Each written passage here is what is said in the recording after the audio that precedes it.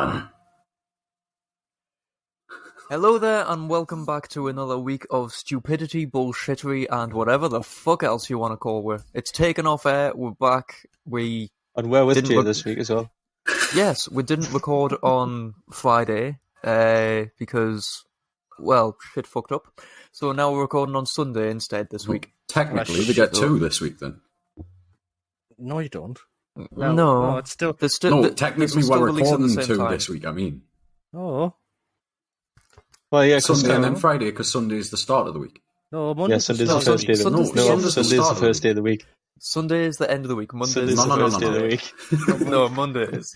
Monday is. I'm on your side. Yeah, I knew exactly what you meant. It's not Sundays. I do not believe that bullshit. Monday is because Sunday is the last day of the week because it is the day of rest at the end of the week.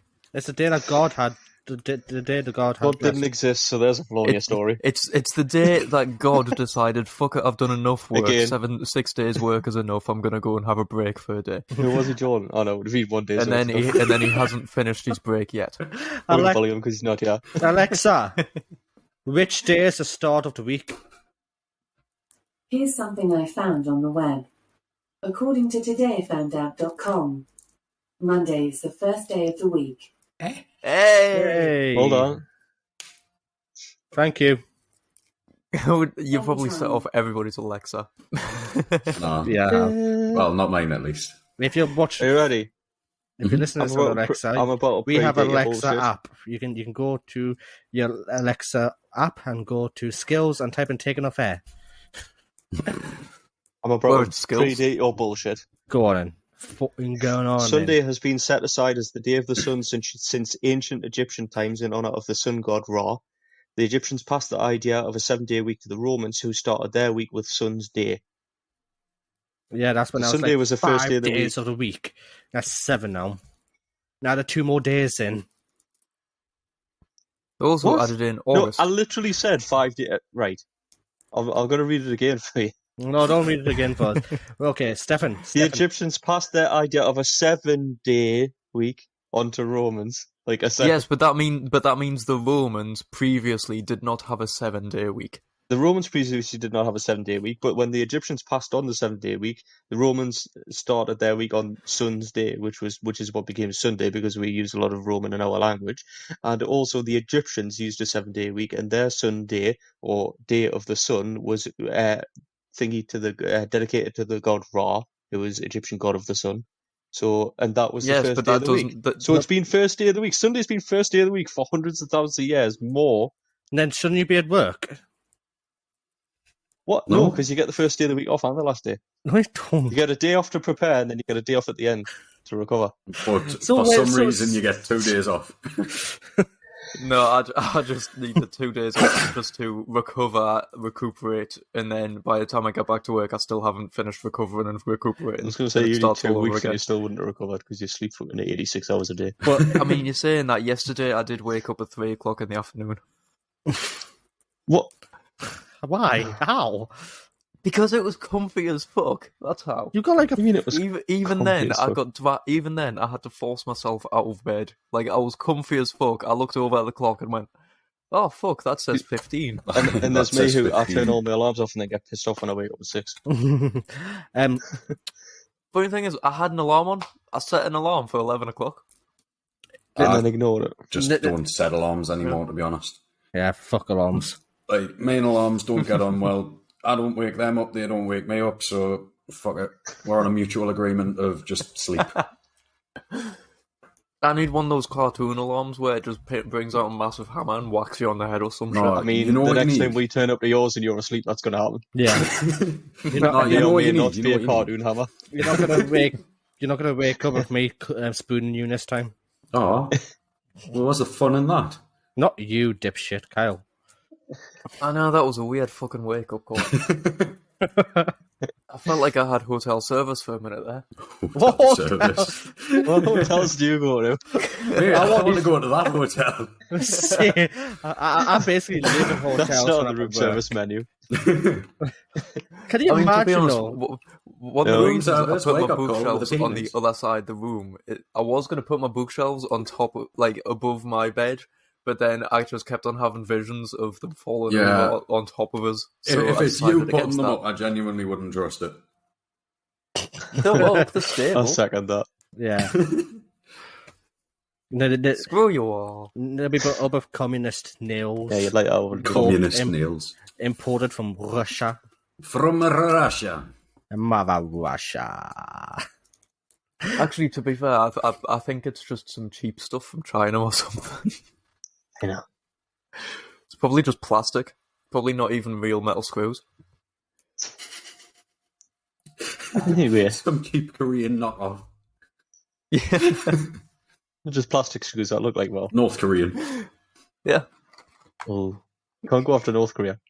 Didn't come with screws, it's just the wall tacks and it's just held in place by the tacks. Did you just say I can't go for North Korea? Well, I mean, I don't know. Will they know about it? Well, no. I suppose not. Do you know what? I've seen a thing, and it was the map of Steam users. Yeah. Right, you got like the heat map, and then obviously North Korea is just black because it's like completely like you can't internet at all. You can't internet. And then there was one dot in the middle of North Korea, and somebody was like, shout out to the one guy in North Korea who's on Steam right now. In the middle of Pyongyang. He's just in the middle of buttfuck nowhere, in the middle of North Korea. Steph, it'll probably be fucking Kim Jong-un. Probably is. The only guy to allow internet access. Yeah. And he's sat playing fucking Half-Life 2.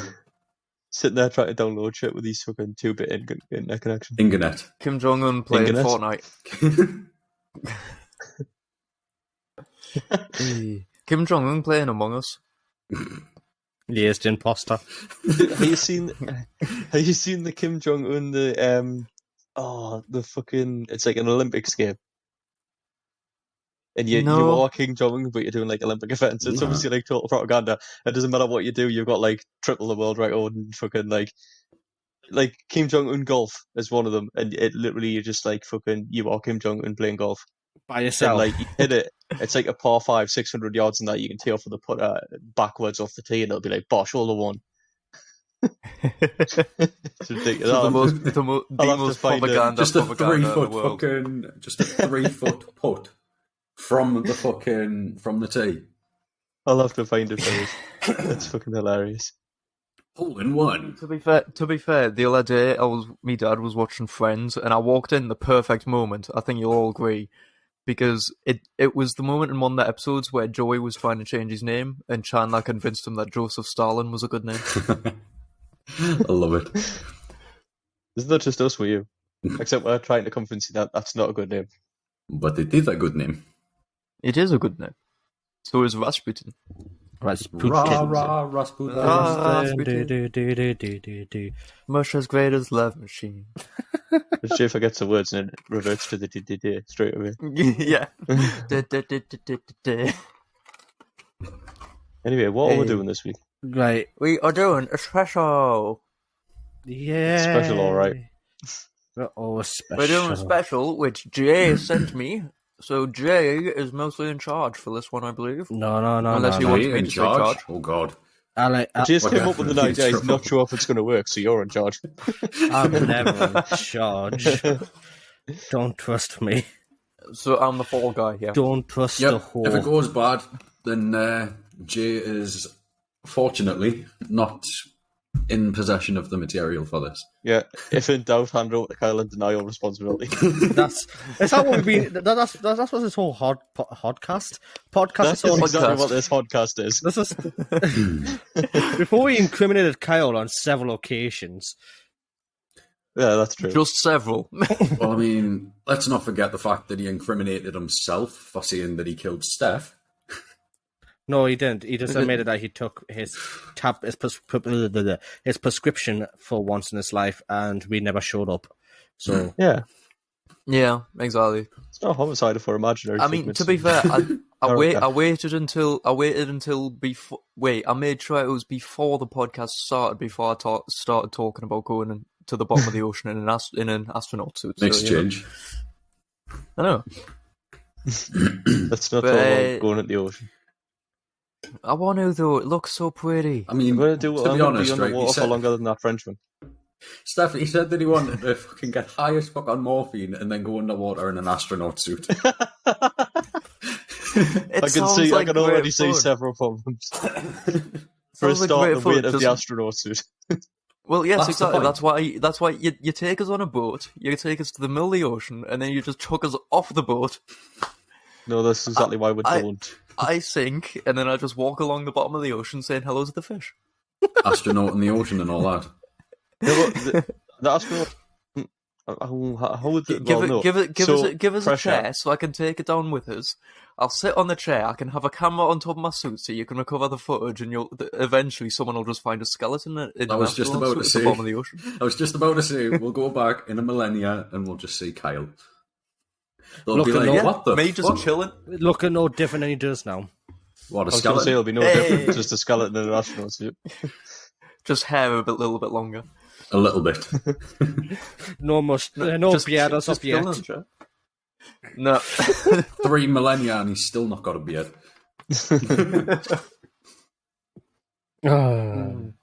Talk about killing yourself, Kyle. I never said anything about killing myself. I was talking about walking on the bottom of the ocean. It was part of that doesn't sound like you're going to kill yourself. That was high on morphine for starts. Yeah. Because I am technically not killing myself. I am simply dying due to circumstance of my surroundings and pressure that you have created knowingly. So killing yourself. Technically, but I'm sure there's some way that you could argue it in a court of law that isn't. You know what I find absolutely. I'm going on Why an does your life adventure revolve around technicalities in a court of law? I am going on an adventure which may result in expected deterioration of my body. Right. Did you know, right, what I find really weird is that suicide is against the law. Suicide is against the law. You can get permits for it in some places, like just go to Switzerland. Someone have suicide. Clinic. They've got the clinics and stuff. Yeah, but for some reason, it is against the law to take your own life. Like you choose what you do to yourself. You can kill yourself slowly with you can choose to kill yourself slowly with alcohol and drugs and cigarettes and stuff, and that's perfectly fine. But if you want to end it a bit quickly. If you ever feel like checking out early, please do not consider the consequences it might have on your loved ones. If you need help, please go to TakenOffAir.com. Hold on, you just said do not consider the consequences. Yeah, you just said don't consider the consequences. Just fucking go. You just said if you're going to do it, then just don't think about it, just carry on. Consider the consequences. Jesus. Steph, I wish I had Jay talking to us while I was on the fucking bridge the other week. I know. I'll be drilling at some mountains. Jay, being a fucking negotiator for any sort of situation, the reverse result would happen. The reverse. Yeah, because he always either puts in a double negative or gets confused. Or gets confused because he put it in a double negative. The only way that he would save someone is because he confused them so much that someone managed to climb up there and drag them away because they just stood there going, "What the fuck did he just say?" Not even that. They literally bring a whiteboard purely for Jay to hand the person. What is he doing now? Oh god, he's presenting something. I don't like it because whenever Jay it's usually himself. It seems to me like it's a black screen. With a little circle going around. It's buffering. We're live on several platforms here. I'm making sure that other people can see what I'm about to show you. Brilliant. It's loaded. Considering we're live on Twitch, I'm just going to say it's pornography. It's pornography. There we go. There we go. It's okay not to be okay. Wait. Yes, we here at TakenOffAir.com have set up a page because we're fucking useless at giving life advice. Example is... Example A, B, C, and D said right here. Yeah. So basically, we understand if you're suffering from mental health. If you're suffering from mental health, there's a load of helplines out there. And we have nearly every single one that we could find on the internet, all at TakenOffAir.com/help. So just go to there, find your country, and find the best help for you. You know, always seek out medical, professional advice. Oh, if you're You've bored even and you want got to speak Jay's to somebody homeland with of Indonesia there. Indonesia's always there. seek out professional advice. Don't go to someone who's going to go, don't think about it. Don't go to Jay. Yeah, Don't go to us. don't come to us. If you want to laugh until the point where you just don't want to bother anymore, come see us. But we'll probably make it worse, honestly. We'll probably make you. Right. Raging, you're just fucking giggling Anyway, away. since we've talked about 2 or 3 different ways of dying there, we're going to talk about one way hopefully it's Right. survival instead of dying. And this is the first part of Jay's thing that he's passed on to me to host, because when we first started this, I was the first one to talk because I jumped in like fuck it, and now I'm stuck being the main host. So, which area of the world do you think would be best to survive an apocalypse? Timbuktu. Because there's a location that's literally been voted the best. Is it right? Okay, can I just say that I know the location? Do you? I believe I do. Let us see This that. is where he gets it wrong, isn't Well, I know. Hopefully. I know, right? And this isn't my answer, so let us explain. I know that we are quite high on that list because we are an island, which is good. Mm-hmm. Yes. I also know that the reason we're not top of the list is because we're only about 50% self-sufficient. We're less than that nowadays. I think we're only about 30. Quite possibly, yes.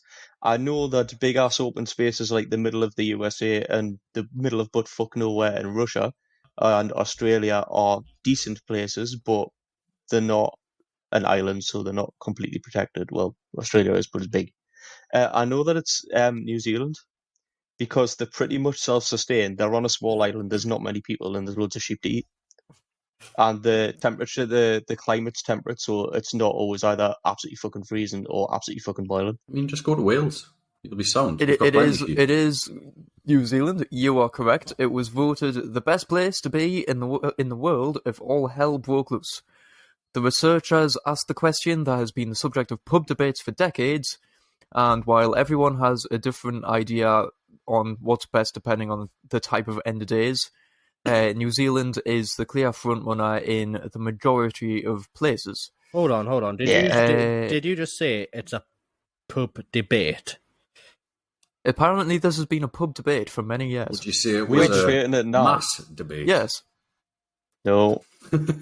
Whether it's another worldwide financial crisis, the destruction of nature, a pandemic worse than COVID-19, or just COVID-19, honestly, zombies, or any other multitude of events, the small nation is the best because of its geothermal and hydroelectric energy potential, abundant agricultural land because it's got really well fertilized land, and low population density, which would be key to escaping the end of days.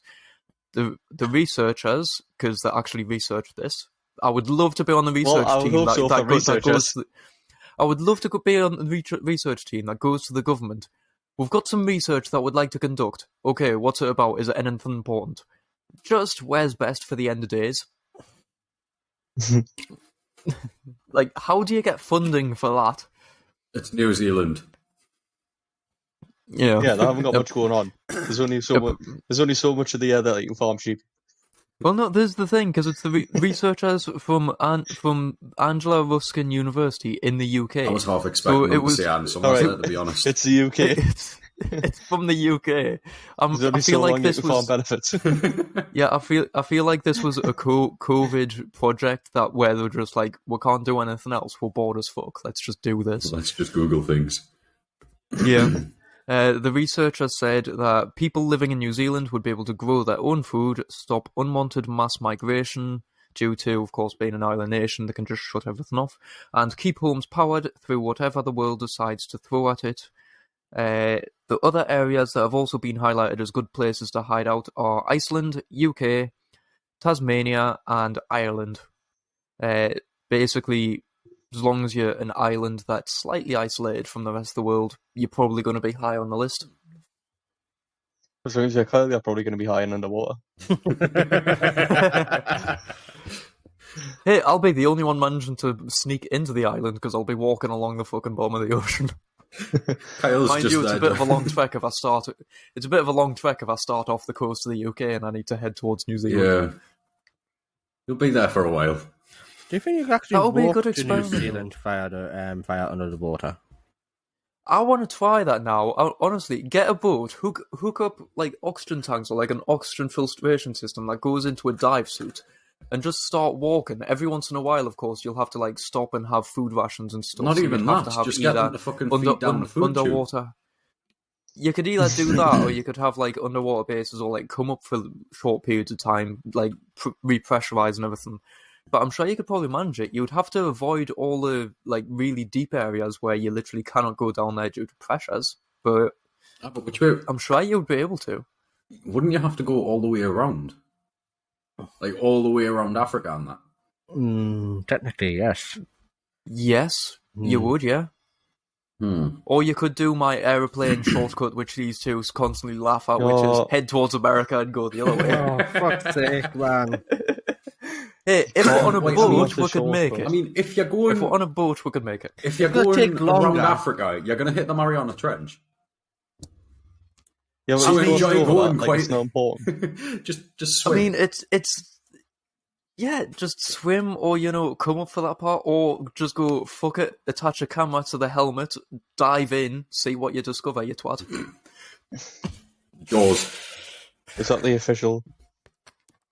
Yeah, that's the official team orders there. Yeah. Dive in, go and see if there's a megalodon down there, Cthulhu, or giant squid or something. Dive in, you got Jeff Bezos, who uses his millions to explore into space, right? With a giant dick-shaped rocket. Yeah, we're gonna have Kyle, who's gonna be the Jeff Bezos of TakenOffAir, but explore the oceans in an astronaut outfit.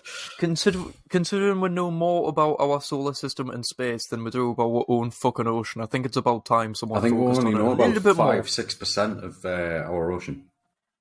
Yeah, our ocean is massively unexplored. For all we know, there could be an abundance of fucking... An abundance of crackheads from Ash.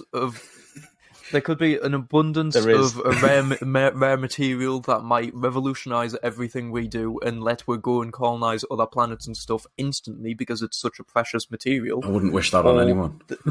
There could be fucking spaceships or extinct creatures or Nessie or whatever the fuck we fancy. Or there could just be fish. Or extinct creatures. Well, if there's extinct creatures down there, then they're not really extinct, are they?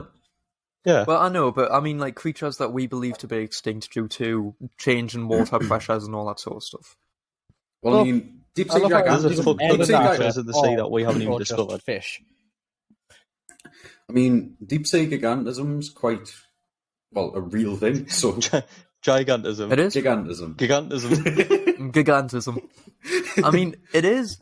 It is, though. It is. Like, there is a legitimate possibility that there could be a megalodon, there could be a giant fucking cod down there.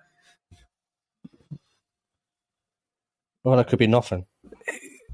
Be empty. In which case, if there's nothing though, it would just be staring into the abyss, and I'd still want to know. It'd be like staring into your soul, Kyle.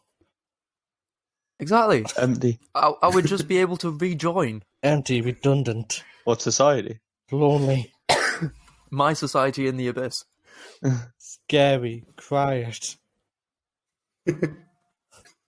Honestly, I do really just want to get into a dive suit and just jump. Hey, we just got a new follower on Twitch. Hello. This sounds fun. Hello, new person. Yeah, getting excited there. Hello. Hello. Hello there. Fucking Teletubbies. No, don't go on the Teletubbies, because did you know that Tinky Winky's dead? Oh, God. Here we go. Tinky Winky's dead? The guy who played him? Yeah. Hold on. Am I surprised? I mean, the Sun Baby's got a baby, so, they're getting on a bit. It's not her baby, actually. It turns out it was her new Sun Baby for the new Teletubbies. I mean, it's still irrelevant. She's 30. And she's about our age, so she probably does have a baby by now, honestly. True, we have got children. Hey, guys! Yes. I was going to say something. Like I said, Were you going to move on to the next part of your apocalypse thing? Kyle, move on to the next part of the apocalypse thing. Jesus fucking Christ. Boy, I'm excited. What's he got to do with it? Me, I've been excited. Move, bitch. Get out the way. No, I'm excited for this. I don't know why. It's simple things that please simple minds. It's because we talk about like going on desert islands and shit and seeing how long we would survive, and we always agree that we would, if we had to turn to cannibalism, Jordan would be the first to be eaten, without a doubt. Well, I mean, he'd be the first, regardless of cannibalism. Look at it scientifically, right? Scientifically, not Stefan. Jordan is basically he'd be dead anyway if you think about it. His food source is not available on a deserted island, or any other survival situation. Don't eat anything green. I mean, that's the question though. Could you make sausages? I mean, the original sausages were just intestines stuffed with meat, so you could technically make them. If you were on like an island that has like boar or like wild pigs or something, you could technically make sausages. Yeah, there wouldn't be in abundance. So you wouldn't be able to have them every day. I mean, but you'll because it's just that simple statement you said. You will not be able to have them every day. So therefore, Jordan will probably starve to death. He also wouldn't be able to have beans. But wait, what? No beans? Good for your heart, no. And for your thoughts. It's the only vegetable. Eat beans anymore. I like beans. Beans like me. No one else likes me eating beans. This is what no one likes being in a room when you've eaten beans. This is what our podcast has become. You know, after nearly two seasons, we just turned around to fart jokes. This is where we began. This isn't a joke. It's a serious situation. We didn't begin at fart jokes. It began with us not having an idea what the fuck we're talking about, not having topics of anything, literally just talking random stupid shit. No, but talking bullshit is not a fart joke as per se. It's a shit joke. One of our first ever episodes is called Glitter Shits. Exactly. But hey, that was an important episode. It's because we found a useless product on Amazon called Glitter Shit, which literally, it's just glitter you pour on your shit to make it look like a unicorn's had a fucking shit. Nearly 2 years later, we haven't even tried that yet. It's because the way it's advertised is that the way that we thought it was going to work, the way that we thought it was advertised was that you would, because it comes in a little capsule, you would assume you swallow the capsule, and then when you have a shit, it comes out all sparkly and nice smelling, because why would you? But no, it's literally just a little capsule where once you're done having a shit, you turn around, and instead of pressing the flush button, you open the capsule and pour glitter on it to make it look pretty, and then you flush. The most pointless thing in the world. I'd rather the tablet, to be honest. It's hell for just being angry. And it's a legitimate... It's the fact that it's a legitimate product that has probably sold, like, 2 people. I don't know how many people it's actually sold to, but it's probably been sold to 2 people. Glitter shit or it's unicorn. You can hear the aggressiveness of him typing there. He's excited to find these. It's like a receptionist. Yeah, it's like unicorn poo or some stupid shit like that. Yeah, it's just a massive throwback to one of our first episodes here. Well, I mean, on Amazon, there's only 7 reviews. Yeah, and it's called. Is it still on Amazon? Yeah, it is. It's £8.24 for 10. Yeah, you see. And it's only. What do you mean? Yeah, you see. It's got. It's 3 out of 5 stars. 22% 5, 21 4, 25 3, and 32% 1 star. And apparently, you should buy it with a toilet mini golf set. Oh, that's what the fuck? That's a good suggestion. For a grand total of £16.44. I mean, I'd be interested in the mini golf set. Same. Gives you something to do. I mean, to be honest, I'd probably just sit on the shit for about fucking 3.5 hours. Do anyway until you finally put it. You're just sitting there going, "Why won't this fucking go in?" It's one of them weighted balls. It's like the mini snooker sets where it doesn't matter what you do, it's never going to actually go where the fuck you want it. Do you remember the fishing sets? When you're under the little magnetic fish things. I bought my dad one for Christmas. I bought my dad one for Christmas a few years ago. can you even still get? I mean, I suppose people will still be buying them. Well, the thing is, novelties like that are like massively popular during Christmas. It's because it entertains the child for like an hour while they sit there and play with it, while adults can just go and rest after setting up all the shit on Christmas. I found a decent review for the glitter shit. Oh God! It's titled "Things in the Shitter Shouldn't Glitter." Why isn't our first episode entitled that? I can't help but, spelt with 2 T's, feel I'd just be flushing me money down the bog. Technically, you are flushing your money down the bog. Yeah. And then exactly. Quite a lot of the other reviews are German. Steph! The Germans are apparently interested. I haven't been a lot about it yet. The Germans are apparently interested in having glitter poo. Interested? There's more reviews. There's more German reviews than there is English. Germans need to have something to be happy about this shit with. I mean, the last time they did a major shit up. Yeah. I mean, to be honest, it's probably just for use in the dungeons.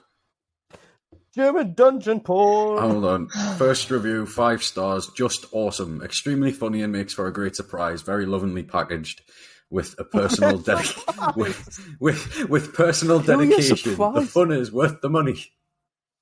Right, who are you surprising with that? Somebody who's putting fucking glitter in the shitter. Somebody who doesn't expect their shit to be glittery. Right, do you know? Also, if you want to do that, go to your local art store or just on Amazon and find a £1 tub of like a one British pound tub of glitter or something, and then just pour that on. What Cal's trying to get at there is £1 in currency, not in weight. Yeah. Yes, otherwise that would be one hell of a lot of glitter. I mean, there's a 400-gram tub for £2 cheaper than the fucking 10 capsules. Right, so basically, you're going to leave your glitter shit as a surprise with someone. Now make the whole Scottish meme of the mum bursting into the room of the 2 lassies. Which one of yous had a glitter shit? It wasn't me. But it was fucking one of you. It stinks of rainbows and unicorns. Disgusting! Oh, God. That's going to be a new episode, and Jay's just going to start vlogging, and that's going to be what's going on in his household. I haven't got the time to start vlogging. Flogging. Are you just going to flog yourself? Wait, why is me telly remote in the dining room? I like the realisation there. Just pick it up. Wait, what? Fucking hell, lads. Hey, don't blame us. You're starting to die and we've only been going for half an hour. We're doing well. Disgusting. I'm like in a different scenery. I'm not on my computer desk because I'm dog sitting, and the dog follows me around like a little shadow. A shadow. A shadow. Right. So like my mic is being a prat in a minute. Stay there. Stay. Nope. Microphone just wants a fall. I'm not even going to lie. I'm just scrolling through Instagram while listening. God's sake. You're a bad horse. How come you can't talk? You sit there playing on FIFA. I'm not playing FIFA, dickhead. Yet. No, he's playing Warzone. What are you playing then? SnowRunner? Oh, there we go. I knew he was playing something. To be honest, you found right? the Stalin statues yet? No, I'm not in Russia yet. I'm in Alaska. To be honest, right? I can't go to Russia, but I want to save little lads. I'd probably be playing Corex if I had 2 screens, but I don't. You should. I'd be playing Kingdom Come. Since I've just finished a mission. To be honest, I actually forgot to install that. I've been just. Nah. Anyway, what's the next part of what bullshit? Yeah, more the next bullshit. part of the bullshit is I misread it because I thought it said 8 survival skills, and then I read through it a little bit, and it's like none of these are skills, but it's not. It's just 8 survival tips. Oh, okay. All of which I think we could do pretty well because we live in the fucking north. Are you testing us on this, like, to see what we know? I'm going to start living out my shed. No. The first tip, I think, Stefan, you'd be quite good at just because of your history of agriculturalism. Okay. That was amazingly smoother to say than I expected. I thought I was going to stumble there. It's the fact that you can stockpile food and water, but seeds might be more helpful. Because you would have to be able to grow your own food source eventually, because if you stockpile food, eventually it's all going to rot and go off. So it's best to grow your own supply. I mean, yeah, but tin food lasts a good few years. So yeah, it does, but eventually you're going to run out of all the tin food in the world. I mean, by the time fucking you run out of tin food, you'll probably got a factory anyway. set up. You'll probably have a fucking factory set up running again to make more tin food by then. If it's just tinned beans, we'll give it to Stefan. That's gone in a week. A week? You're giving him somewhat of a chance, aren't you? Yeah, he needs to ration. Yeah, but then you also don't need to find any more tin food because I'll have thought that much that you'll all died of carbon dioxide poisoning. Typical German. Gassing all out. Dignitas. No, it's the Northern Dignitas Clinic. I don't know who's being quoted here, but there's someone being quoted. Oh, hold on. Inside they spoke to Professor Lewis Dartnell, senior editor of Astrobiology Journal and author of The Knowledge How to Rebuild Civilization in the Aftermath of a Cataclysm. So apparently he's some sort of expert in the field. Reads out his title. Apparently he's some sort of expert. Some kind. Yeah. It's one of those things of there's no real way to be an actual expert in it, so it hasn't happened. It's like theoretical physics. You can be an expert in theoretical physics, but it's all still theoretical. Nothing can actually be proven. You still have to understand. You still have to have a degree in actual physics and understand how actual physics works. We all know a degree means fuck all. You can tell that because one of us has one, Jay. Right, Jay's an exception. Why am I being like... Because you're the one with the degree. He's got a science degree. That's a bit different.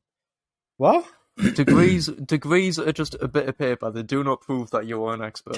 Sorry to say, everybody out there with a degree. Technically, right, I got a BSc degree, right? That's a Bachelor's of Science. Right. Technically. No. How the fuck is filmography science? Well, because it's art and social science. So therefore, I've got a degree in art and social science. Therefore, still not physics. Technically, I am a scientist. No. Do you have PhD after your name? This is not. That's a doctorate. Isn't art right? Still, scientists get doctorates. Not all of them. I'm a Howard Wolowitz of the situation here. Isn't art the exact opposite of science, though? It's not meant to be scientific at all, in which case, how the fuck is there a degree in the sciences of it? But I'm not. It's not. Technically, I've got an art degree. I've got two degrees. I've got an art degree and a bachelor's degree. The bachelor's degree is in art and social scientist of the subject of film and TV production. Right. So technically, I am a scientist. No. Yes. Stop. We're not doing this. Technically, we are all scientists because we have been running experiments on each other for fucking years. It's just we don't have a piece of paper saying we're scientists. I've been running an experiment on how long it takes for me to die. If you want to become a scientist, buy a white lab coat. Done. Will a black one do? No. That just turns you into a plague doctor as long as you got the mask as well. I don't. I want the mask. I want the mask so much. The mask is amazing. Amazon. The thing is, Amazon, how much is it? Etsy. The thing is, plague doctor mask steampunk is a tenner. So we agree that you need to be able to source food, and Jay's not a doctor, a scientist. I can teach you physics with this clamp here. You can't. I can teach you physics of this clamp right here. Pressure, momentum. I don't want to say you clamp your balls. No, it's not clamping your balls. That's BDSM, not physics. Completely different thing, Kyle. Right. I mean, pretty similar. physics does come into Right. BDSM So, and many other are things. you all watching me right now? Yeah, this clamp right here is gonna. He's gonna drop It's an it, isn't it? experiment of physics, right? You're watching. Kinetic motion and fucking all We're that watching. bullshit. I feel sorry for the listeners who Just can't see it. There you demonstrating go. gravity. Gravity is physics. I just teach you physics, and therefore I am a physicist. You cannot No. teach us anything considering you said 2-year-olds know teach and not gravity taught. works. I am technically a Fuck's physicist. sake. I have taught A you physicist. Yes, you are a physicist. You're visiting this podcast.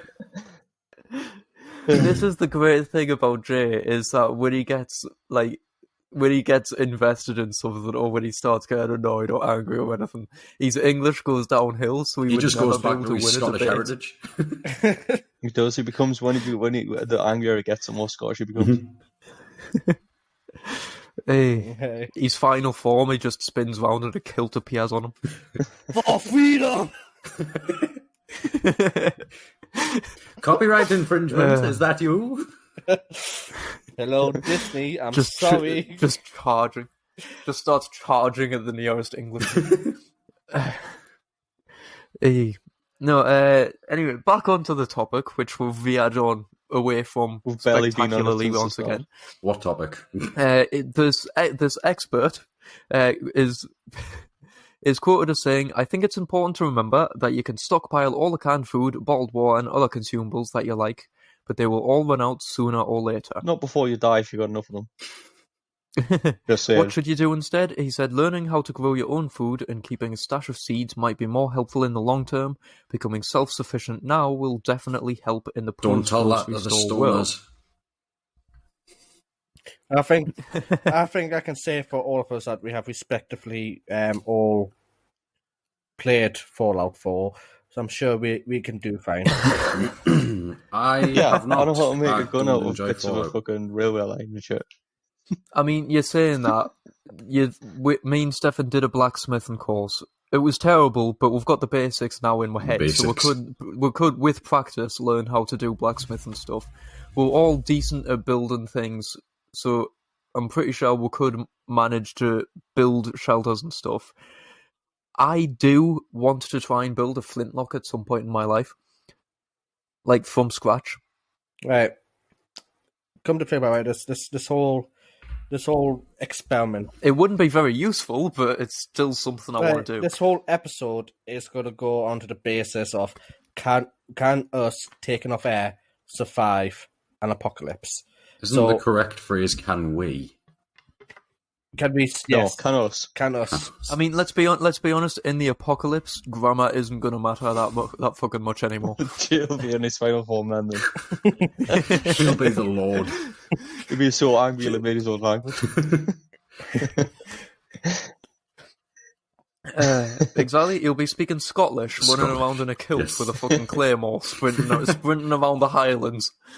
Explosive assault. You'll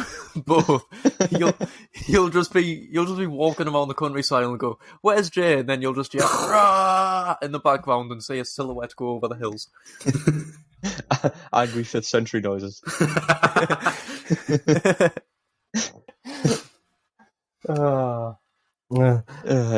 We've wandered off topic again.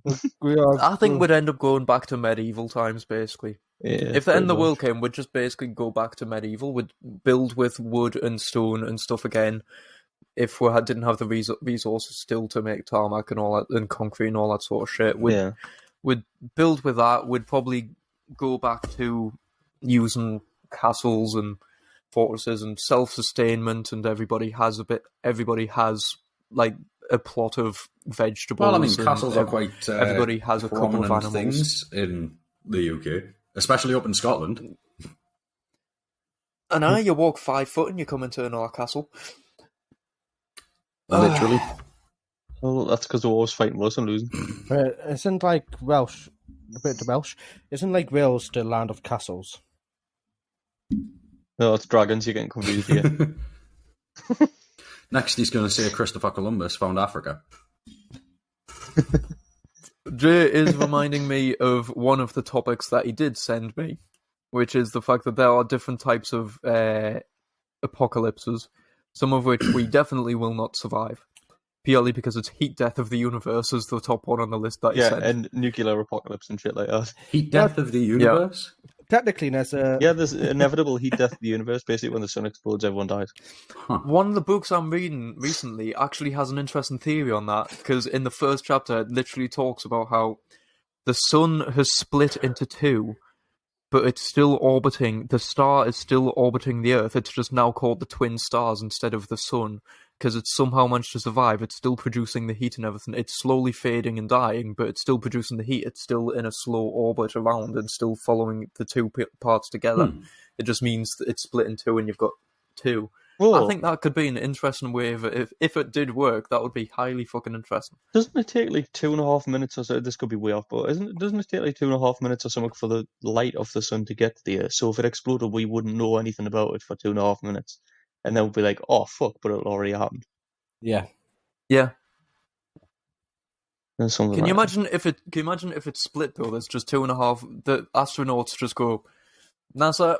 The sun's just split in half, and then by the time the radio signal reaches Earth and we see it, we're just like, yeah, we can see that. Oh, you're right. Are you ready, fucked. Jay? This is science, and Kyle, it's theoretical. Oh god! Right? If you were able to suspend a big ass mirror, right, in space, so that it didn't. Well, I suppose it could move, but it'd be handy if it didn't move, right? But a really big mirror. We're ignoring the fact that it would it would, depend on where you put it, either block the sun or reflect its radiation and light and probably kill everything that it's been reflected back to. Definitely. But if you set one up at 1 light year away from Earth, then looked at it with a telescope, you'd see what was happening where you were 2 years ago. What's that? What would be the use in that though? What's that got to do with the apocalypse? See into the past. This isn't about the apocalypse. I mean, it could cause the apocalypse if you're lying upon. Yeah, because you'd scorch to death because you just concentrate all the sun's radiation back at you. Love you. Love you too. You're the best. We are. I know. I've just been delivered pizza. Son of a bitch. Where's our pizza?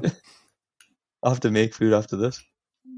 I'm gonna go get beans. It's got fresh tomato on as well. Just cut up fresh tomato and put it on top of the pizza. Oh, Kyle's living the highland life. The highland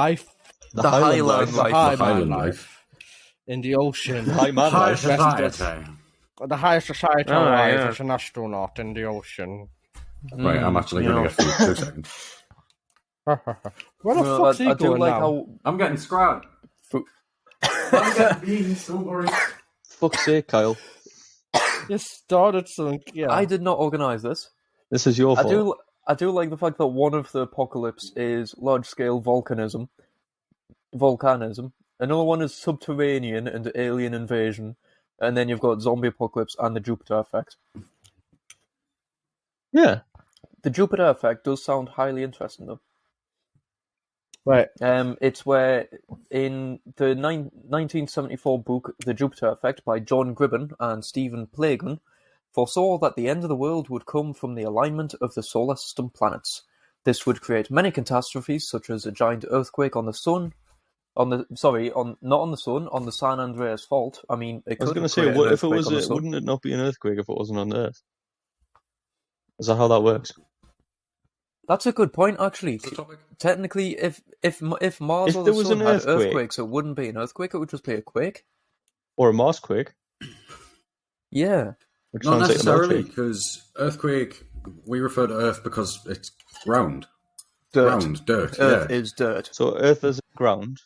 So, like, regardless, like, you could be on the moon. You wouldn't call it a moonquake, would you? Okay, but what about... Yeah, I mean... I would. I feel like you would, because it is technically still the name of the planet. I feel like to get rid of any confusion, especially if you've got different colonies going on, you would just call it a different... Never mind. You would just call it a moonquake. I stand corrected. Scientifically, it is a Marsquake. Right. Yeah, what I was going to say was, even if you go, okay, it's still on, like, you use Earth as in ground, right? Then what if it was, like, Jupiter? It's gas? Maybe a Jupiter quake. In which case, I don't know if it can have an earthquake. It can't. It's a gas quake. Or a quake. I don't know if it could have a gas quake. Can gas quake? Yeah, look at. I mean, I know Stefan is an can example quake, that but... gas can quake. No, there isn't. Can gas quake? Well, I mean, particles can quake. I mean, that's how you make nuclear explosions. Yeah, but technically, like basically everything on this planet, even methane or some sort of gas, is made out of particles and structures. Everything in the world is made out of a thing called quartz. And then quartz make up atoms, and atoms make up things. And therefore, everything that vibrates technically is a quake and a sound. So therefore... So we are technically constantly quaking. Yes. I mean, I suppose the definition of an earthquake is basically the earth vibrating. Yeah. That is a vibration on a massive scale where everyone quakes more. Yeah. So therefore... So your voice is an earthquake. No, or technically a person Well, you can speak in a quaking voice. Instead of a voice crack, would that not make it a voice quake? No, because a voice crack is when your voice gives up and just does not produce the vibration, so it's technically a pause in the quake. Right, okay. Why does every episode at some point deteriorate out into one of us going, well, technically, and then totally butchering science? Because that is what we do, and no scientists have bothered to prove us wrong yet. Probably because they like bleed their ears dry while we talk science. Yes, I feel sorry for any scientists that actually listen to it. I don't think there are any. I mean, I feel like there will be many scientific theories born from our bullshittery, just from scientists going, actually, that's an interesting point. I don't think there will be. I don't have that much faith in Mikhail. I mean... Or more to the point I have. You never know. You never fucking know. But yeah, you've got the... That was the Jupiter effect, funny enough, for some reason named after a planet that couldn't have the quake. The next one, zombie apocalypse, that's the obvious one, all that sort of shit. Subterranean apocalypse, which is that there's something sinister underground just waiting to emerge and wreak havoc. Kyle. Such as the inside of the Earth, because it's hollow. Uh-huh. Yeah. But, you know... Everybody believes something. There could be Kraken, there could be people, mole men, there's all sorts of things to do with that. I just came to a realization, right? Yeah. Going back to a quake theory, that when the Earth quakes and vibrates, and Earth has an earthquake, therefore the Earth's making humans have more human quakes for us to scream and to be more quakefulness. So therefore, an earthquake is a big start of an earthquake of a human quake and more of other quakes. So therefore, it's quakeception. Quake. You've said quake so many times that it doesn't make sense anymore. I honestly thought that you were going in a different direction there, and that you were going to say that it was that the Earth was just making a giant human Mexican wave. It's basically a quake Mexican wave. Wouldn't it? I also love the it just fact be that Mexican Jay got quake? forcefully pulled up there. Yeah. Where is Jay? Also, anybody know why it's called a Mexican wave? Did the Mexicans begin it? Because I'm assuming. I don't think I'm every single assuming Mexican wave in the world's been started by Mexicans. the first one might have been started, but like it is a bit strange that it's called a Mexican wave. Sort of the same as the Mexican standoff. Why is it called that? The Mexican wave was originally started by Crazy George Henderson at a basketball game in Oakland, California, October 15th, 1981. So it wasn't even fucking Mexican. What? So did he just like the sound of Mexican standoff because it had Mex in front of it and just shove that in front of Mexican wave. That was Mexican wave.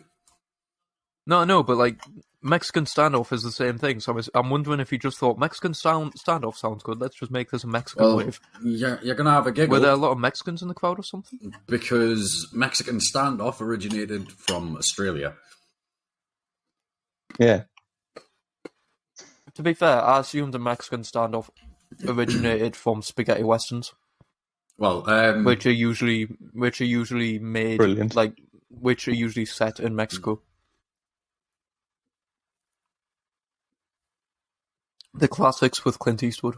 Bold of you to assume. You are. Bold of him to assume. No. How do you solve a Mexican standoff? Okay.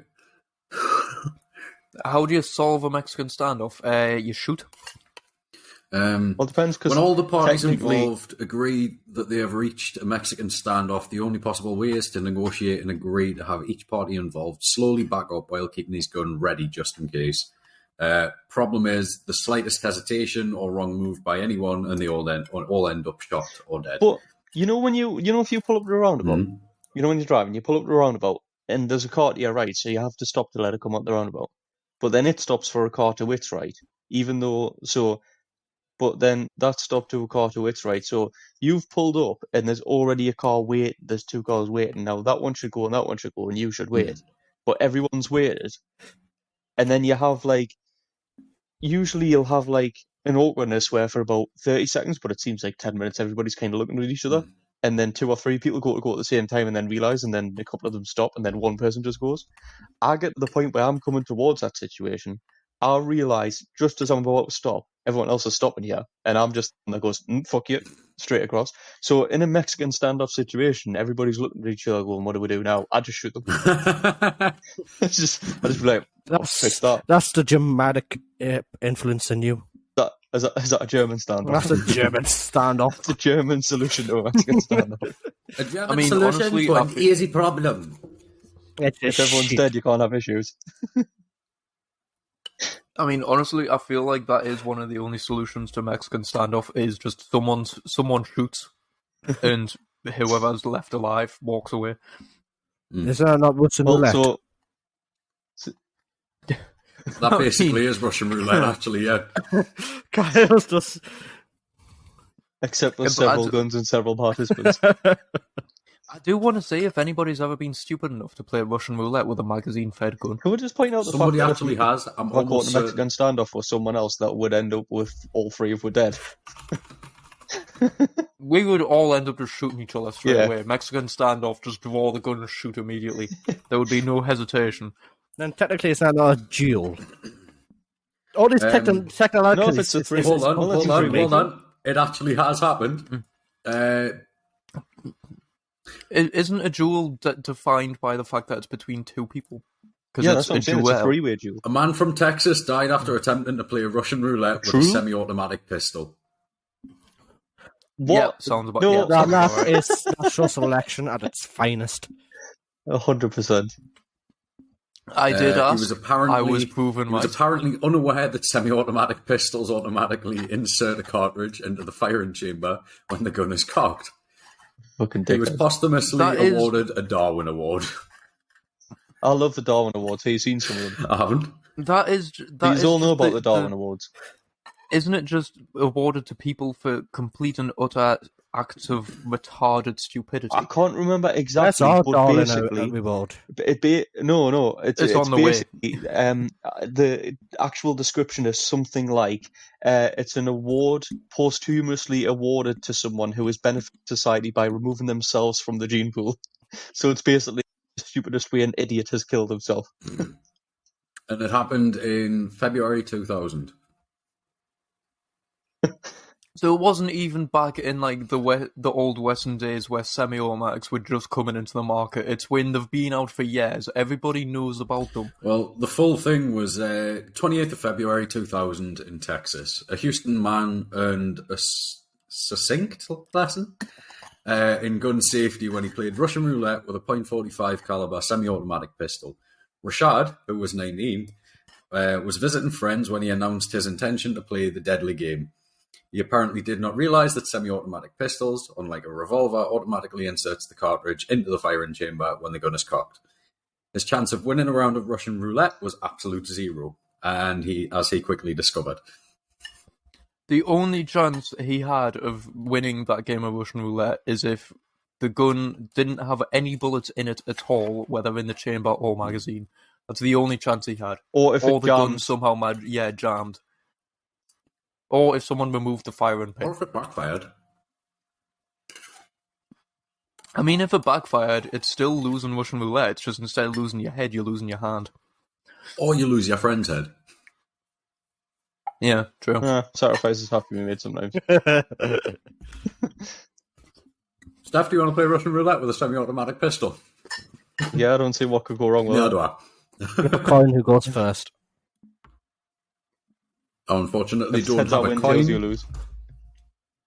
I'll just Alex- use my driver's license. Alexa. Okay, guys, pick a side. Is Jay sponsored by Alexa this week? No, we're not sponsored by I think he Alexa. is. Right, I choose heads. okay. Imagine if we're sponsored by a computer program. Alexa, Okay. flip a coin. Tails. Right, Stefan goes first. No, I said tails, he loses.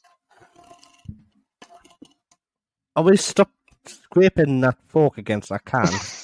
Or I'm going to scrape that can against your face. Beans. That's one of the strangest threats I've heard, to be honest. Wait, he's going to scrape it against my face. I'll do it for him. Ryan. Yeah, it's quite soothing. It actually is. Ryan, Yeah. next time you have explosive diarrhea, I hope you run out of toilet Why paper. is that where you go? Jay, Yeah, my what question made is, you think right, of that? what does that mean to? Or is I it hope the other it's- way around?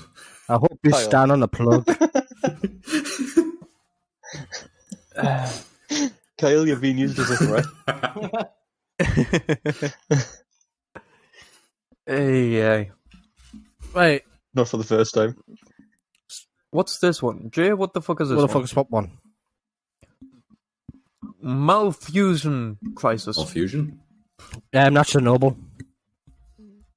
A malfusion catastrophe is the prediction that our population will outpace agricultural production. Recent advances like vertical farming take advantage of limited space in densely populated urban areas, reducing the potential for this kind of catastrophe. However, our bee population is dying, so we may not have as much nourishing food in the future. Hold on. Vertical farming. Yes, this is the first time I've heard of it. Apparently it's a thing. I'm assuming it's like farms I've that been in climb up tractors and I buildings. know that they can't go on walls. German engineering. It'll sharp do it. Honestly, it will soon enough. I wouldn't be surprised if they just attach it to rails or something. Produce is grown indoors under LED lights, with the plant's roots typically suspended That's in cannabis. nutrient-rich water or mist. So yes, And the roofs are insulated to hide from the fleas. Isn't this how they're trying to grow stuff in space, like on space shuttles and stuff? It's just encapsulated like terrariums, Yeah. basically. But a big one. right. Yeah. For greenhouses. So my question is to you guys and to myself. I don't know. I don't know the answer. Right, no, you have to explain your answer. You have Oh, to God. tell me, all of you. We're all going to work together in scenarios. Well, we're going to die. Especially with scenario. Scenarios, whatever you want to call it. Like scenarios. I love the fact that we take the makeover every week. and Every he's week. still saying He's sticking to his guns. Tomato, He is, I'm tomato. proud of him. It's the same shit. It's not It's tomato not or 'cause tomato. tomato isn't a word either. It's same shit, different toilet. Alright, here's a potato, not a tomato. Basically, I don't shit in any toilet but my Potato, own. potato. How dare you? Potato, tomato. What's the difference? Potato tomato. What's the difference? basically, There's a big difference. Don't be silly, Gents, boy. sorry, go on, Don't be Jay. silly. gentlemen. We've lost. Yes, yeah. Can we survive an apocalypse? No. Yes. Absolutely Right. fucking not. I'm with So- Steph. Absolutely fucking not. I'm looking at basically. I've got 3 different types of apocalypses here. Now I'm gonna call out, and we have Unleash it on the world. no, not to unleash on the world, unfortunately. And I want, Fresh from Kyle's lab. That's my job. and I'm gonna ask you lot, how are we going Yeah. to survive it? So we have to work as a team to survive it. So are we like brainstorming and coming up with a plan together, or are we just saying what we would want to do? Yes, we're brainstorming. It's like we've been put in charge of a government project saying this is the type of apocalypse that's going to happen. How would you guys survive? And we have to try and figure out a way how we would survive. So basically, our useless Prime Minister, Boris Johnson, who can't erect a fucking umbrella, has turned... I thought you were going to say can't erect himself, but he's got so many kids, he obviously can't, with the help of a blue plate. Has turned around to the UK's official podcast, TakenOffAir, and said, listen, lads, I need you to put this umbrella on. To forget about your passports and give me a plan to survive these 3 types of apocalypses. I mean, I will say, I can honestly imagine if we ever met Boris Johnson, him just turning around going, okay, lads. Basically. No ceremony or anything, just right, lads, listen. So, Kyle's homeland has officially decided to grow bulls and press the big red button. Nuclear apocalypse, I'm guessing. So we have legit half an hour to get the country ready for a nuclear apocalypse. What do you mean? Okay. Shower. Go ahead. My response to that is physically impossible because there aren't bunkers left that could survive the nuclear apocalypse. Exactly. Right. So, I'm with Kyle. Like, if we do, we have to give a survival guide to our listeners on how to survive a nuclear apocalypse. If you were to try it, you don't. You would have to make sure that you could get underground. So anywhere that's got catacombs or underground tunnels or anywhere like that. I'm not going to France. Preferably deep enough down where it's gonna make a difference, but I don't think there's anywhere in England that is actually that deep down. There are just go into the underground shit you could deal with, but it would be basically get as low as possible to go out for the next 40,000 years, so I don't see the point. Yeah. There's nothing you can do in half an hour that will help you survive as long as you would need to. I'll just dig yourself a hole and then die slowly. If you gave it a few years, you could prepare, because you could make the tunnels, you could make habitats underground, you could make the underground habitats with the ability to grow sustainable food sources and everything. Because if the nuclear apocalypse did happen, if someone did press the nuke and nukes went off all over the world and that's it, nuclear wasteland, we would be a civilization living underground for thousands of years now. We would have to become the Mormon. No, because we would not be able to get to the surface. I don't want to become a Mormon. we would not be able to go onto the surface without being just completely irradiated, radiation poison and death. Yeah. Slowly over time, it might seep through and slowly evolve, but we would just die outright if we went to above a certain depth. So we would have to survive underground. That means major infrastructure underground. So that means building complete cities and in the catacombs, and probably lining everything to make sure that it would be structurally stable as well. So making sure that it's got like steel reinforcement and all that sort of thing. It's got bones. Yep. You don't need steel. But that's under the condition that Putin turned around and says, "Listen, lads, right." Again, lads. He goes, listen, right? You've got 1 year to prep before I press this big red button. We don't have that. No, it's under the presumption that this is what the government is already doing, considering the threat of nuclear war has been around since the fucking Cold War. Do you seriously think our government or any other government's preparing for a nuclear fallout? I think our government could indeed be building tunnels underneath the entire country, just not for that reason. I believe that they could be doing that because we had a Prime Minister who wanted to make the Thames run with custards. And cover a building in rhubarb. Bojo is secretly Colombian. And the thing he's trying to traffic drugs into Scotland. I'm waiting for the time when he's going to say that he needs like a crumble farm or something. That way he can have rhubarb crumble with custard whenever he wants. I'm surprised. I think that's what Boris Johnson's really doing. He's building underground factories to make them rhubarb and crumble. If if we lived in LA, I'm just hungry for rhubarb crumble now. If we lived in LA, I think we'd be fine because at the end of the day, Elon Musk has built the Boring Company that makes tunnels for Teslas.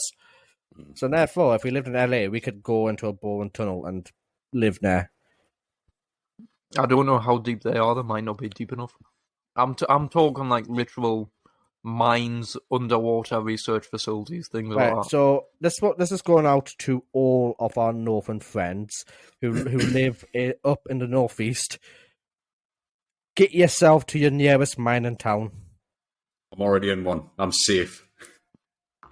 Basically, Right, So am I. hold on. although I don't know if the mines would actually be deep enough.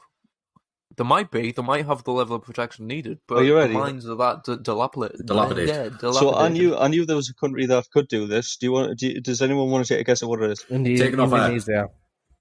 Is it Switzerland? It is Switzerland.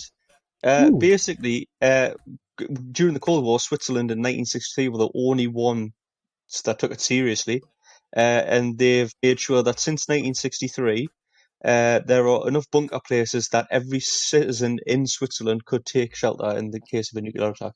There's enough nuclear fallout shelters in Switzerland Right, so to save the entire population. Because the most neutral country in the world would not want to get involved in the war, so they would all hide, and then they would be the only surviving country because the others would have fucking bombed the living shit out of each other. I mean, Sweden's relatively neutral, so Moral of the story: move to Switzerland. Moral of the story is, if there is a nuclear fallout, everyone is going to become only people who's going to be surviving is Switzerland. And anybody who can somehow get deep enough, or that is in space at that current moment in time. Now, can we loop back to the start of this episode? Isn't it ironic that that's the country that has Dignitas? So they can kill you or save you, depends what you want. Yes. you decide. Right, lads. You can look outside and see the wasteland and realise you're fucked, and you can choose it. Right, lads. Yes, dear. Boris Johnson doesn't need us anymore. We've given him a plan. Ready for the next phone call from the head officials? Right. We get a phone call from NASA. Because we're the number one podcast. I wish we would. We're the number one podcast in space. The only podcast in space. Right, I would say I wouldn't reply to them because they didn't reply to us. We're using all of the ones. They've turned around and informed us that there's an alien there's an alien invasion on it. Yes, that's the word. On the way. Manada. What word were you trying to say that began with Armada. How did that start with Manada? I know.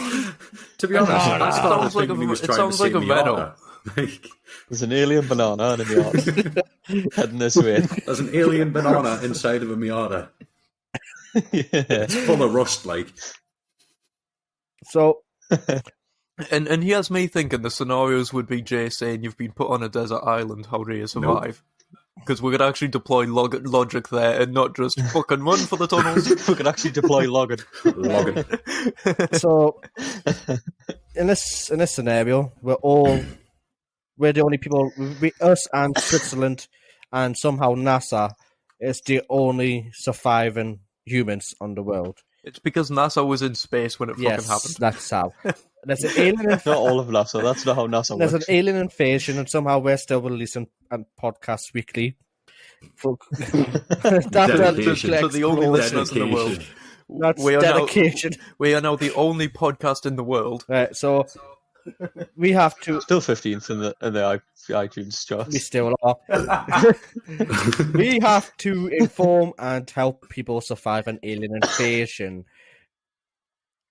Wait, first of all, how do we know they're hostile? Because the chances are there probably wouldn't be, but we're twats, so we just try and shoot everything that moves that we don't understand. We don't.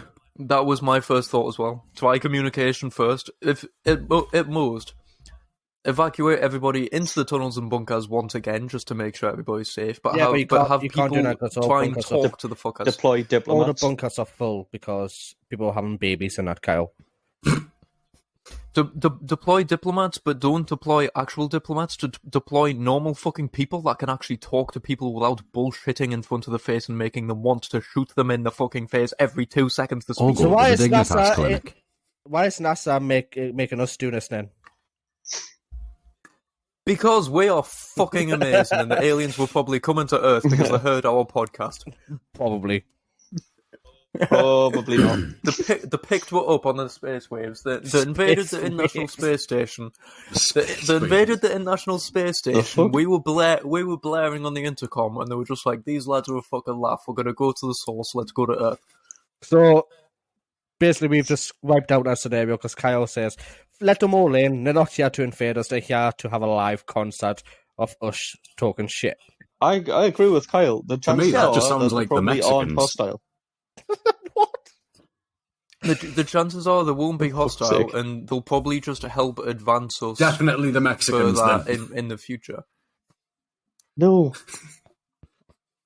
They would probably like just help advance our technology and everything like that. I mean, to be fair, if you believe all the stuff that my dad watches on the History Channel, which is no longer a History Channel, it is now just sci-fi. Agent Aliens is the bomb. Just for his hair. And you know who it's on about just from that two words. His hair. Aliens. Aliens. I'm not saying it was aliens, but it was most definitely aliens. Aliens. Right, so that's scenarios, right? So here's everyone's favourite scenario, whatever we want to say. Scenario. I love the fact that you've changed 3 times and you just keep on Scenario. I'm keeping myself and everyone happy. You can't keep everyone happy at once, but I'm doing that somehow. Right, lads? You can't pleasure everybody. You'll just end up with fucked fingers. And depression.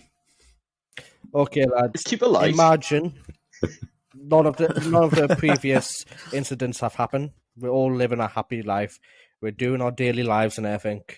Then one Friday night, when we get together to start to record this podcast, Kyle is in a panic. He has released a virus, and the dead are rising. Can I just say, 1, whenever you ever seen me panicked. 2, I would not be panicked. I would be proud as fucking Right, punch. Kyle's proud as fuck. He's basically started a zombie apocalypse. All on his own. Let's all... I'd be walking out there being a fucking necromancer, just going, "Rise, my pretty." Rise, my children. So let's all define a plan for a zombie apocalypse. Right, zombie apocalypse do you reckon the zombies? Do you reckon the zombies could unionize? No, Stefan. Wouldn't be relevant. Stefan, no, don't think about it logically. No, I am thinking about logically. Right, all zombies in every film are slow-moving and pretty dim-witted.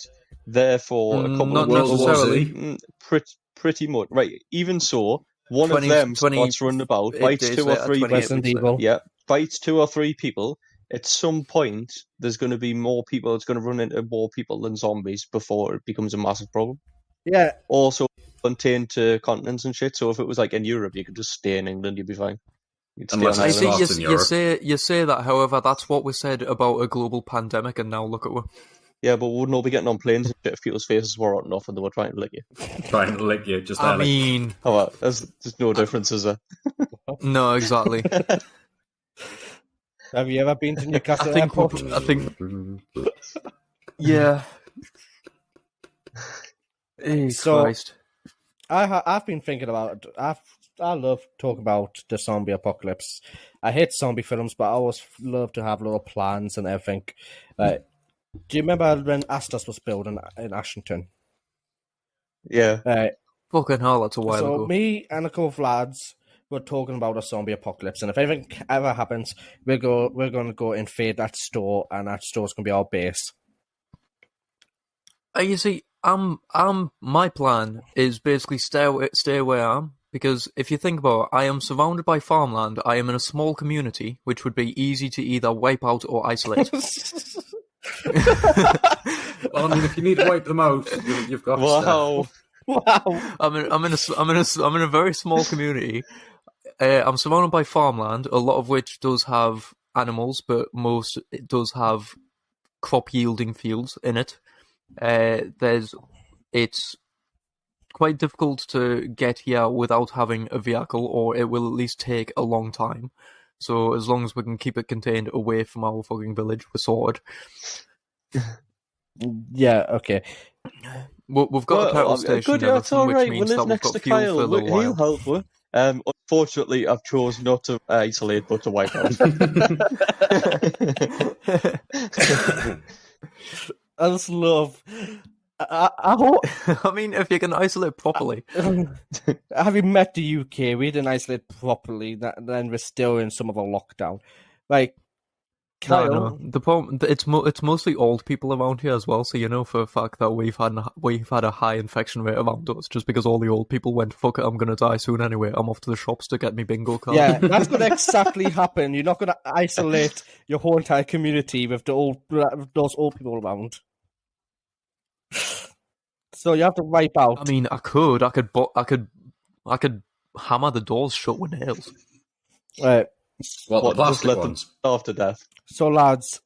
No, just shove food through the letterbox every day. So my plan is, right, you're all going to get a phone call with a secret destination to meet. And we're all going to get there and we're all going to survive there. My plan is to not seek help from Kyle in case he's chose to wipe out instead of isolate.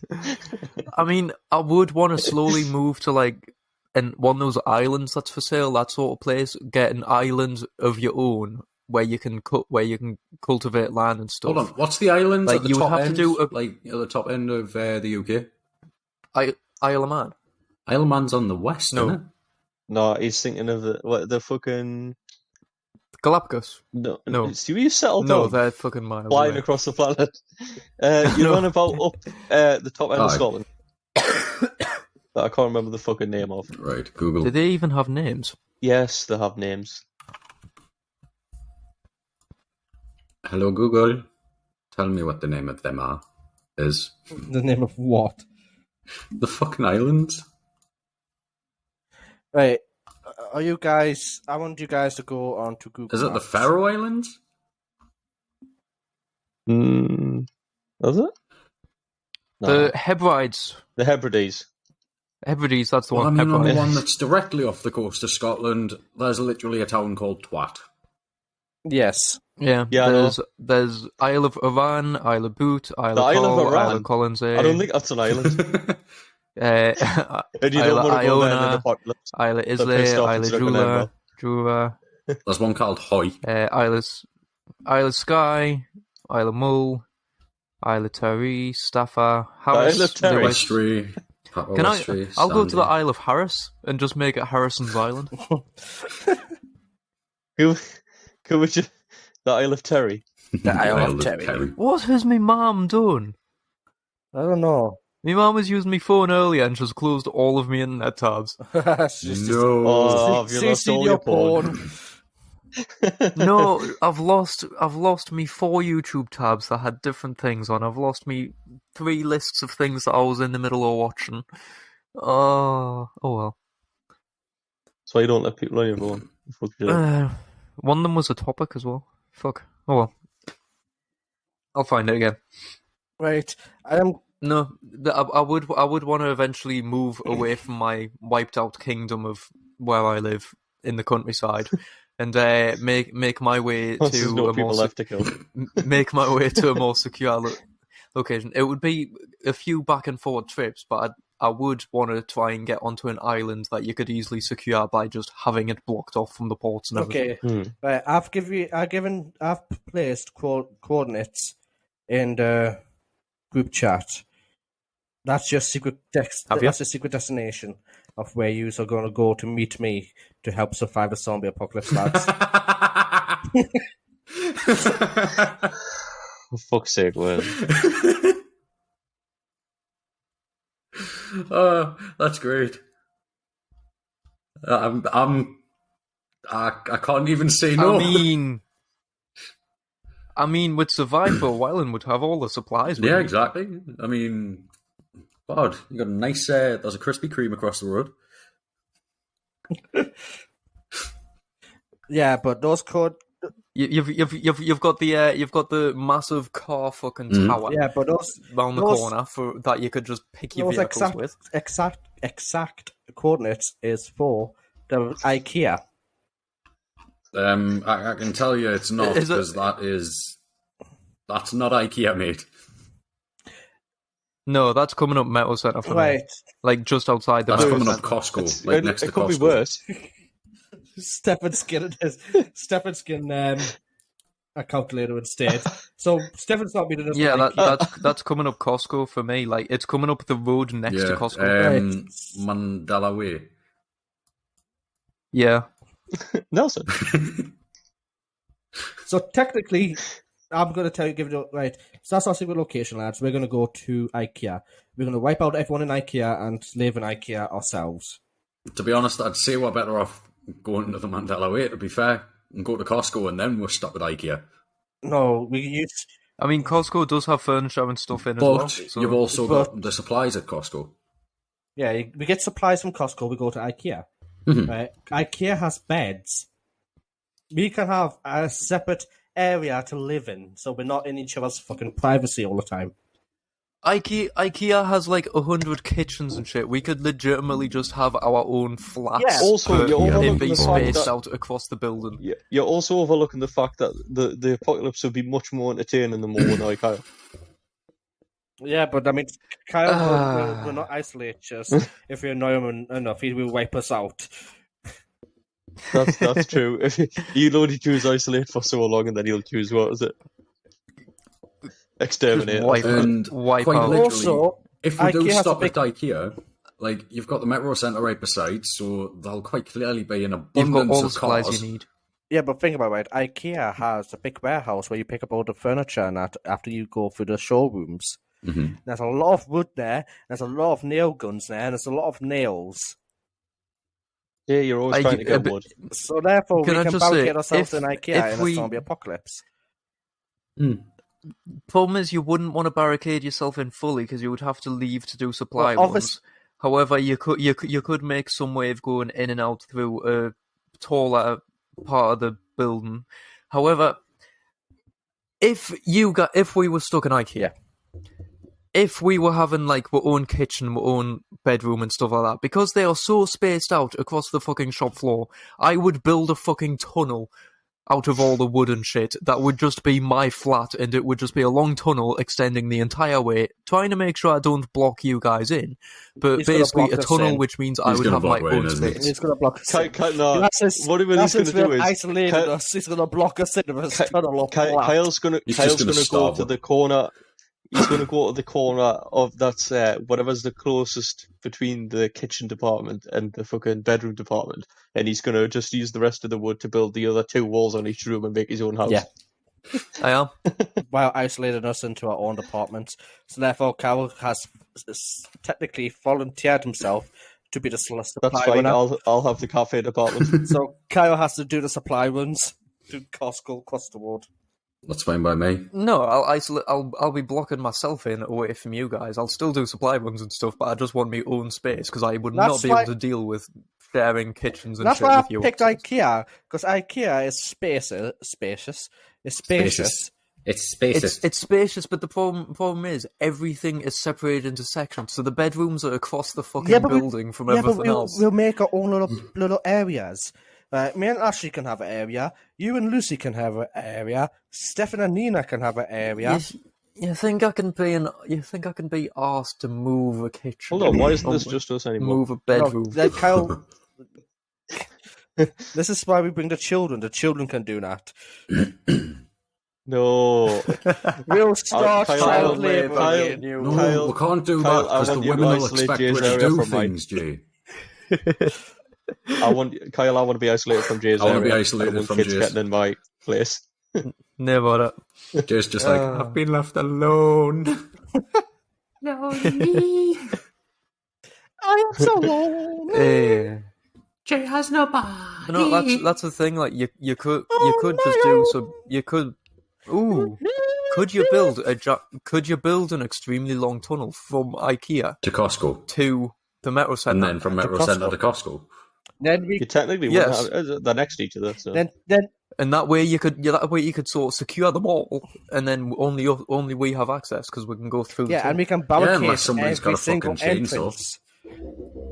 No, then we have nail guns to defend and security cameras. I'm sure there'll be enough security footage and cameras in the medical center we can like take down, replace, and hotwire them to a single control center.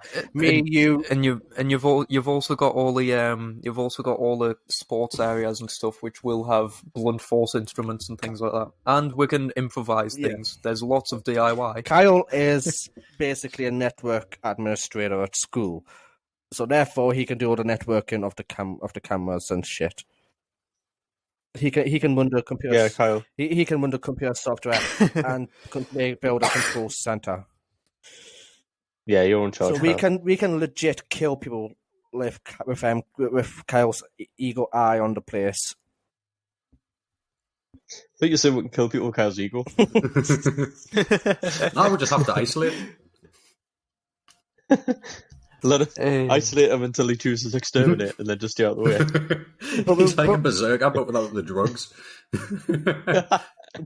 Just the insanity. I'm sure we've all played enough Minecraft. We know how to build a fucking wall bridge. I just used to use action. You have chosen extermination. So we can like choose people, then we can keep an eye on these people and have them to work for us. And if they're useless, they chuck them out back outside, so they're stuck. I'm saying one thing.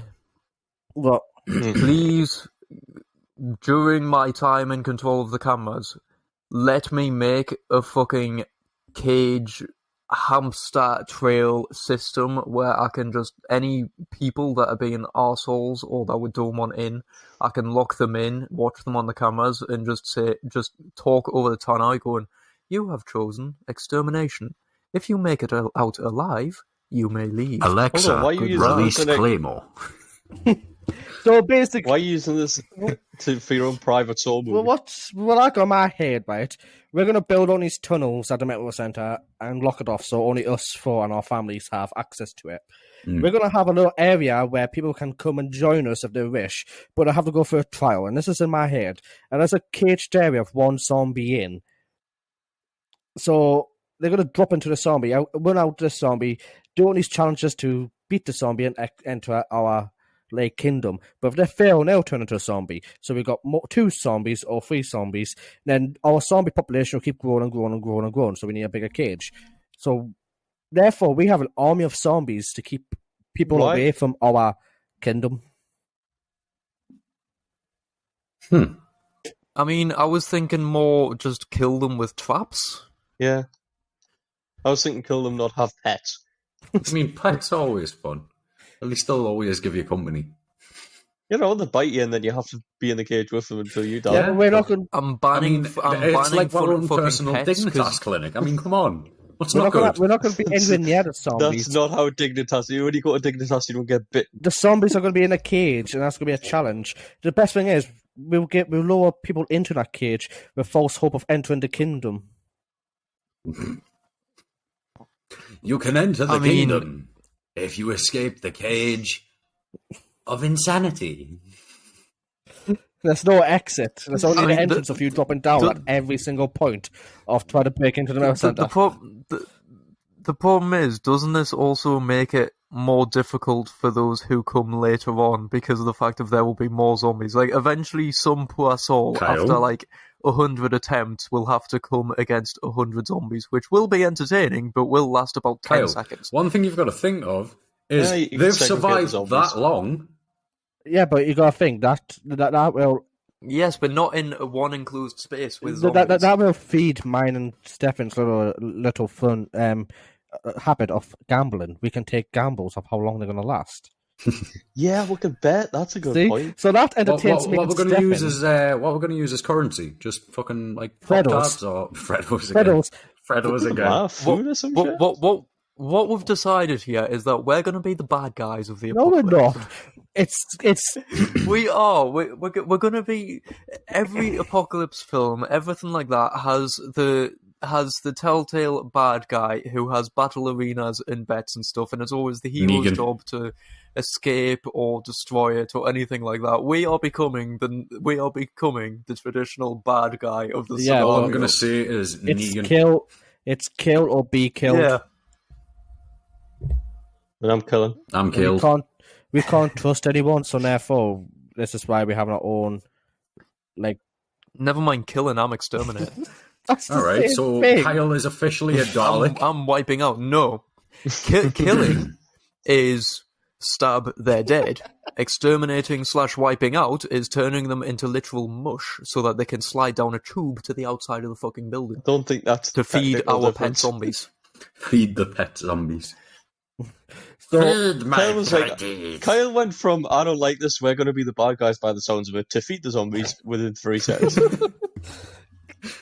I don't mind being the bad guys. It's just pointing out So that we will be our the bad kingdom guys. will have a moat, like instead of a moat of water or a moat of lava, it's just going to be a horde. It's a moat of zombie mush. Of zombie hordes And zombie just mush. surrounding the metro And center, multiple. getting constantly fed with people we choose to kill. We grind up. And I'll keep. I mean, I suppose we could feed Jordan people's sausages and see how long it takes him to go. That's actually true. I would do Ooh. people sausages in the apocalypse.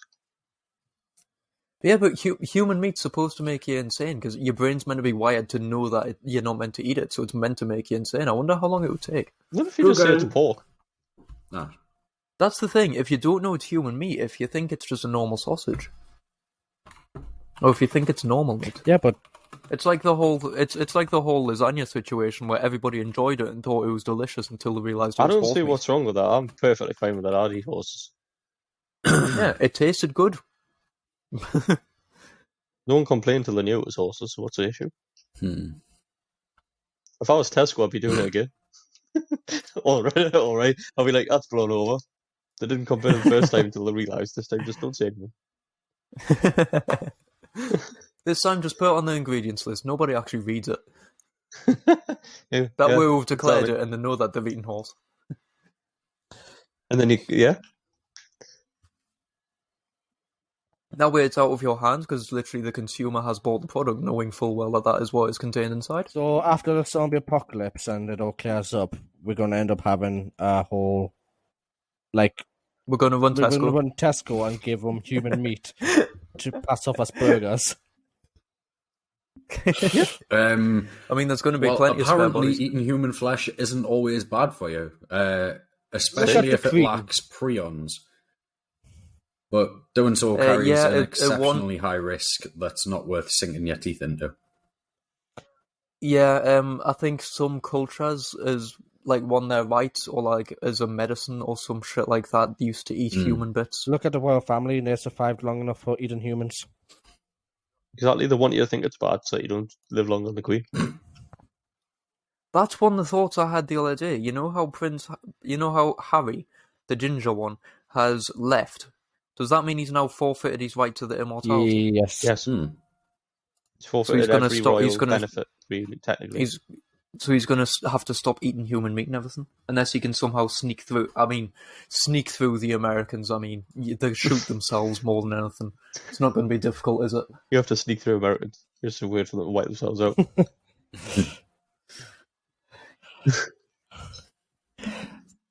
Sneak through Americans. You just crawl along the floor because they can't look down. What? No, that's pigs and looking up. No, they can't see past. They can't see past the stomach. So you just crawl on the floor, and they can't point. look down. So Kyle's going racist with all Americans or beast. It's not racism. It's just hatred. It's to obesism. Yanks. Okay, now that's racist. It's acknowledgement of their portion sizes and the fact that the majority of their population is considered obese. If you're American, we have T-shirts and hoodies that can fit you. If you go to TakenOffAir.com/shop, Might fit you. we promise we won't send a zombie We will. I'd also do. Maybe. Can't guarantee it. or send you a burger made of human meat. You wonder why Jordan isn't here? He's getting shipped out as burgers and sausages and chicken nuggets. He's green. At this point, he is 90% burgers and sausages anyway. At this point, don't think that constitutes as human meat. Anyway, Yeah. What was next? with that beautiful revelation of us deciding Jesus. to take over the Metro Center, cage zombies, and just live out our days in the tunnels between inside IKEA, the Motor Centre, and Costco with all the supplies in the world. Actually, where would we have the farm? I suppose we could set up roof farms. Hey, do you know the literally the parking structure of the Motor Centre? They are 4 or 5 the bottom, like 3 grow on the top 2. Yeah, I suppose, yeah. The one for shaded and one for full sun. Yeah, it's a good point. I mean, you'd be spoilt for choice for like vehicles and all that sort of stuff. I don't think we would ever run out of petrol with the amount of cars and petrol stations around. That's assuming people are there when it kicks off. And don't really have time to leave. People are always at the Motor Centre though. And we have to wipe them out. Yeah, but it's assuming they don't have time to leave as well. And we used to single-handedly wipe them out. So if you're in the... We'll just send Kyle in straight away with the exterminator. So next time you're in the Motor Centre and if a zombie apocalypse is about to happen, just think, taking off air, it's going to take you off the air. If not... Taking off air is going to take you off the planet, put you 6 feet underground in mush inside a zombie Mush. Mush, mush. Mush. I've been your host, Jay. I've been your host, Is that it? Kyle, who is going to wipe out the nation. Is that the end of the recording already? Yep. That was quick. It is, yes. Why? Because it's an apocalypse special. Won't been going very long. Can we do more apocalypse? We've been going nearly 2 hours. We already hit our 2-hour mark. Can we start an apocalypse? Yeah, we hit the 2-hour mark. Come Yeah. on. Yeah. Oh, fine. Well, can I just say what I've been working out then? Go on. Because He's so desperate to say it. Hold on, because right in the apocalypse when you can't find alcohol. Okay, fucking hell. Right. In the Motor Centre, there's some lots of that- alcohol and there's a whiskey area. I mean, you got big loops Would as you well. like? Yeah. Would you like Well, to spoons. guess what body secretion has alcohol in it? What body secretion has what? Alcohol in it. He has Sweat. No. Well, Piss. I don't. No. sperm. Earwax. Eh? Earwax contains alcohols. Pure ethanol as well, by the way. What the fuck? So we literally produce Right. booze. A small amount. Right. I can't remember the exact science of it. But there's a condition where your body produces it because it does produce its own small amount of natural alcohol, so that doesn't affect you. There is a condition where your body overproduces it to the point where you can have not had a drink ever in your life, pretty much like Kyle, and you can get pulled over and fail a breathalyzer test because you're over the drink drive limit. Why I? There's people being arrested for it, and then they take bloods and realise what it is. Huh. But anyway, so Awesome. this is very dubious, but this is kind of right. So about 12%, right, of your earwax is because a lot of it's obviously dead skin. About 12% is saturated and unsaturated fatty acids, alcohols, and something called squalene. Yeah. Right. So that's 4 things. So divide that. Being generous and saying that it's an equal divide, so about 3. That means about 3% of that, right, is alcohols. Now, a blood alcohol content of 0.1% means there's 0.1 grams of alcohol for every 100 milliliters of blood. Right. Right. The legal drink drive limit is 80 milligrams of alcohol in your system. So the average human has 1.5 gallons of blood, right? 1 gallon is 3,785.4 milliliters. So 1.5 gallons is 4,778.1 milliliters, right? We'll divide that by 100 to find 1% of that. And that's 47.78. Then you times it by 80 to see what 8, to see if you need, because you need 80 milligrams. So you need 3,822.5 milligrams, right? So, assuming that it's immediately ingested into your body, right? Okay. Basically, you then divide that by 3, you get 1,274.2, which is 1% of the alcohol, right? Times by 100%, 127,420 milligrams. So, assuming that it was instantly there and your body wasn't getting rid of it as you took it in, right, you would have to eat 127.4 grams of earwax to be over the drink drive limit in the UK. Tasty. I mean, why would you eat the earwax? But it gets better because I've also worked out that you'd have to eat 0.7 kilograms for it to be fatal for alcohol poisoning. So technically, if zombies ate a shit ton of humans, they're gonna be drunk. That's probably why the wobble. I don't know if it has the same effect on them. Yeah, I'm about to say, is that why the wobble? Because they've just been eating Drunk humans. zombies. It's why there's no fast-moving zombies, because they can't actually run. They're so pissed they try and run and they just end up flopping. In reality, the movie fucking World War Z is complete fiction and everything else is fact.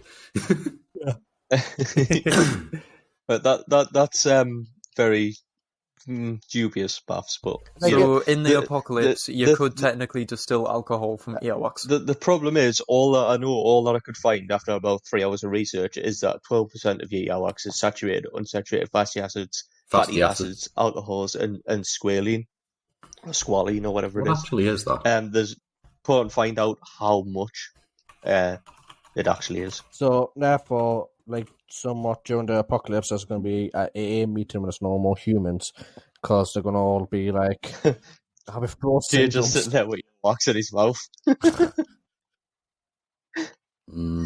Racks. Apparently, squalene sounds comes absolutely disgusting. Fucking naturally from shark. Shark liver oil. All right, so he has approximately 6% sharks and alcohol.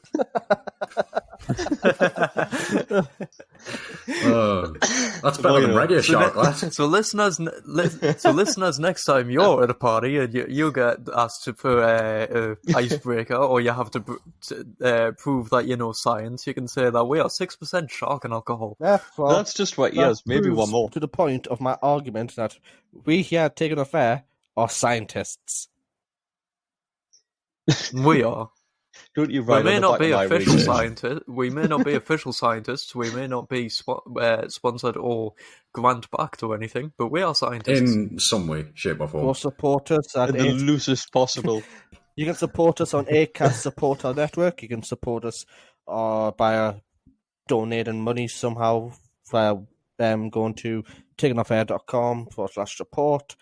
If you've got anything you want me to try and research or find out, tell us. If you have an essay to write, can support us email us at info@stopthesite.org, and Stefan will write that essay for you. Oh, I'm not writing essays. That escalated quickly. If you want to get us government backing, and if you work for the government or for a university and want to give us a grant to continue this, or for universal credit, go ahead. If you want to support us but want someone back, you can go to TakenOffAir.com/shop and wear our lovely merch. That's basically advertisement, but you paying us for the advertisement, not the other way around. It's basically you get something back while supporting us. Okay, so this you get to wear a very comfortable and lovely t-shirt, jumper, hoodie, or we've got towels, stickers. Hats, just guys, everything. While we're on this, yes. I was thinking about this the other day. So why, branded T-shirts are more expensive than plain T-shirts. Mm-hmm. Plain T-shirts should be more expensive because branded T-shirts, you're advertising that brand, so they should be paying you for the advertising. So that should be discounted from the cost of the shirt. We will send you a Freddo in the poster with your merch. That's us paying you. Don't say that. People will actually expect that. How would you set that up? The logistics behind that. Free Freddo with every shirt. Free Freddo with every order. You would have to buy a stock of Freddos. You would have to supply our supplier of t-shirts and stuff. With the logistics would be a nightmare. It'll work. Sounds like your problem. Unless we did it ourselves, it would be a nightmare. Our life is a nightmare. A nightmare. I mean, ending this fucking thing is a nightmare.